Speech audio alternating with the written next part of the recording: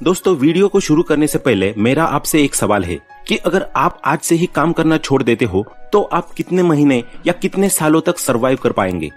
मुझे यकीन है कि आप में से 99% लोगों ने ये सवाल अपने आप से कभी पूछा ही नहीं होगा, क्योंकि ये सवाल पूछना कई लोगों को इतना इम्पोर्टेंट नहीं लगा होगा।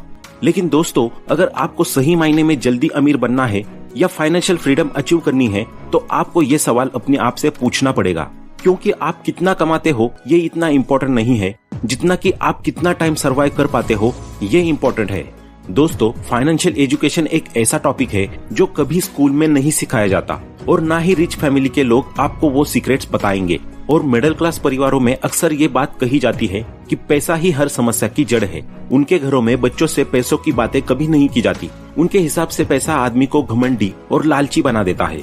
पैसों के बारे में इस तरह की सोच रखने की वजह से उनके बच्चे भी फाइनेंशियल एजुकेशन सीख नहीं पाते और उन्हें भी उनकी जिंदगी कम नॉलेज की वजह से गरीबी में ही बितानी पड़ती है।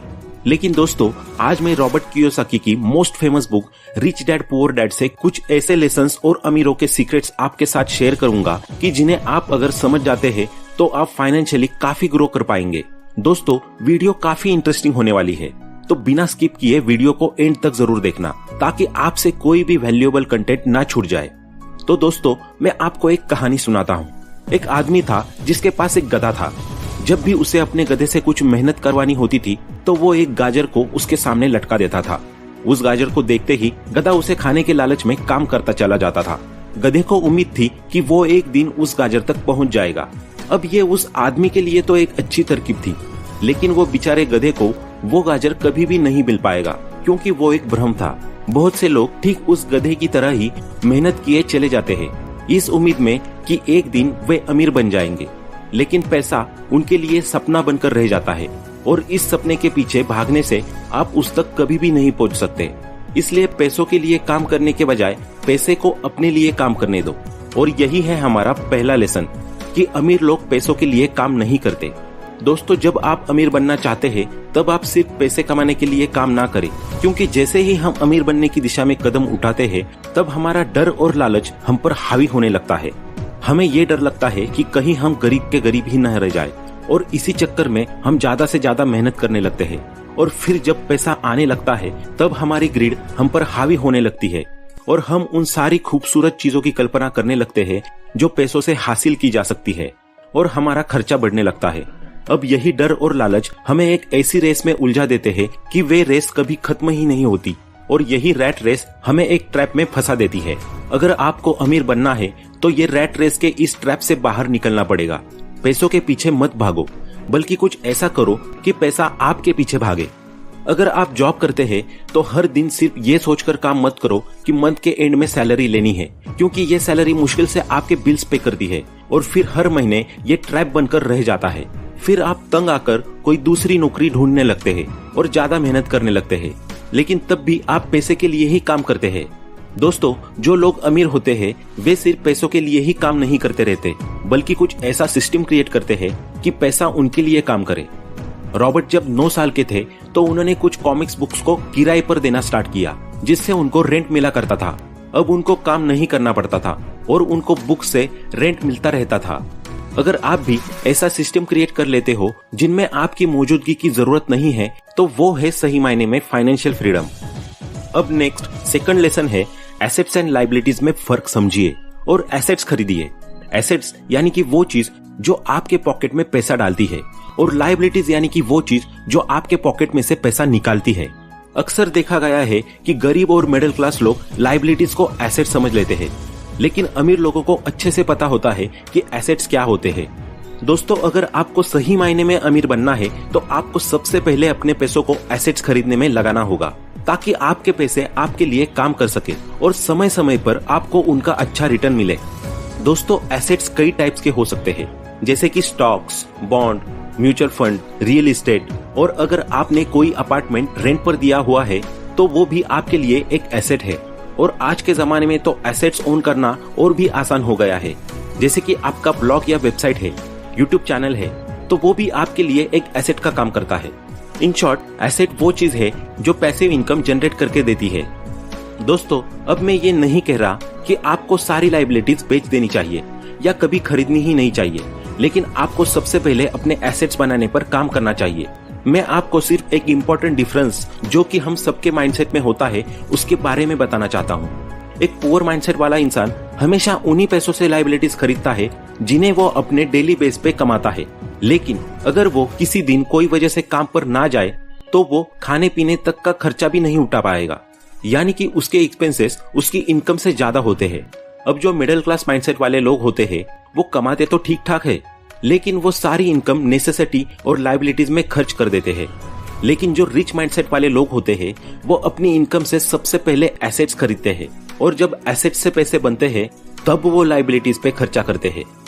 अब नेक्स्ट थर्ड लेसन आता है कि अमीर लोग समझदारी से टैक्स बचाते हैं। दोस्तों, रॉबर्ट कियोसाकी टैक्स की हिस्ट्री बताते हुए कहते हैं कि कैसे टैक्स की शुरुआत इसलिए की गई थी कि सोसाइटी में गरीब और अमीरों के बीच का गैप खत्म किया जाए और अमीरों पर टैक्स लगाया जाए, ताकि उन पैसों से गरीबों की सहायता करके उनको गरीबी से ऊपर उठाया जा सके और उनकी हेल्प हो सके। अब पहले सिर्फ अमीरों पर टैक्स लगता था, पर धीरे धीरे दुनिया की हर कंट्री में अमीरों के साथ साथ मिडिल क्लास लोगों पर भी टैक्स लगना शुरू हो गया।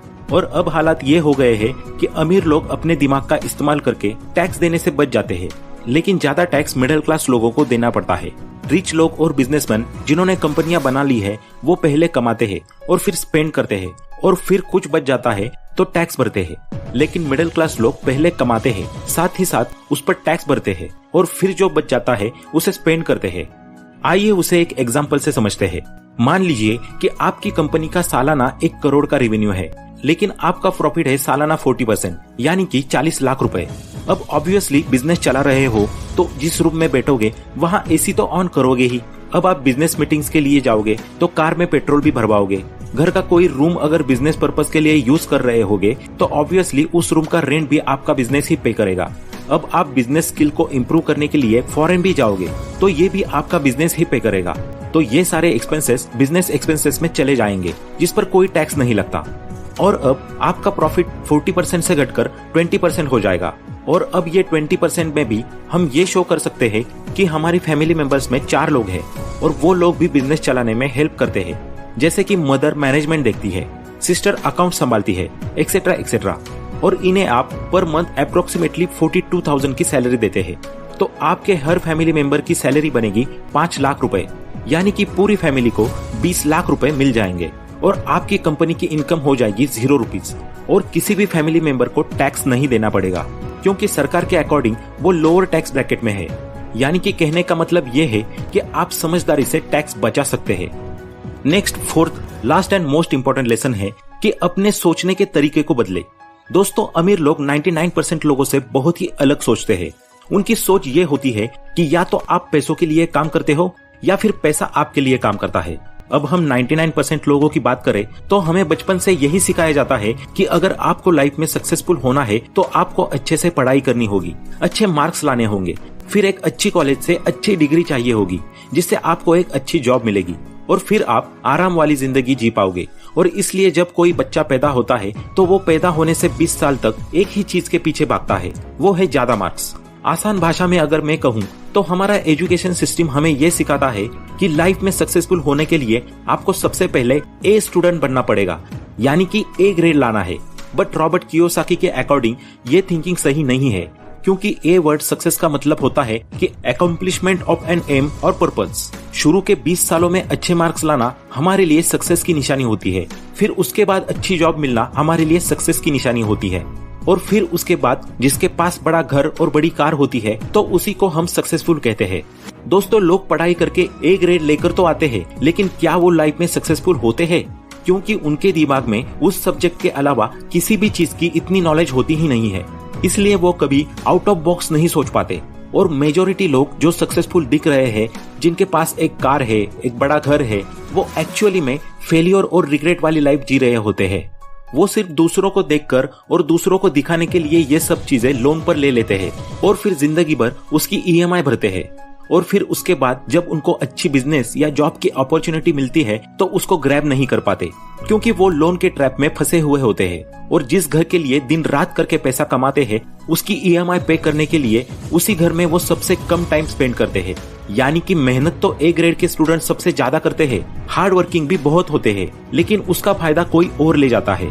और जब वो 60 साल की एज में रिटायर होते हैं तो उनके पास रिग्रेट, मिस्ड अपॉर्चुनिटी और थोड़ी बहुत सेविंग्स के अलावा कुछ और नहीं होता है। इसलिए लाइफ में सक्सेसफुल होने के लिए हमें ये सीखना सबसे जरूरी है कि हम अपनी लाइफ में किस चीज को अपना एम और पर्पस बना रहे हैं। इसलिए सबसे पहले अपने एम एंड पर्पस पहचानिए, वरना आप ऐसी रैट रेस में फंस जाएंगे जहां से आप कभी भी बाहर नहीं निकल पाएंगे। तो दोस्तों, ये थे रिच डैड पुअर डैड के कुछ इंपॉर्टेंट लेसन्स। तो आपको ये वीडियो कैसा लगा कमेंट में बताएं। और अगर आपने अभी तक अपना डीमैट अकाउंट ओपन नहीं करवाया तो अभी ओपन करवाइए, आपको लिंक डिस्क्रिप्शन में मिल जाएगी। अगर आप ये वीडियो फेसबुक पर देख रहे हैं तो फॉलो करें और यूट्यूब पर देख रहे हैं तो सब्सक्राइब करें, क्योंकि हम ऐसे ही वैल्यूएबल वीडियोस आपके लिए लाते रहेंगे। Thanks for watching.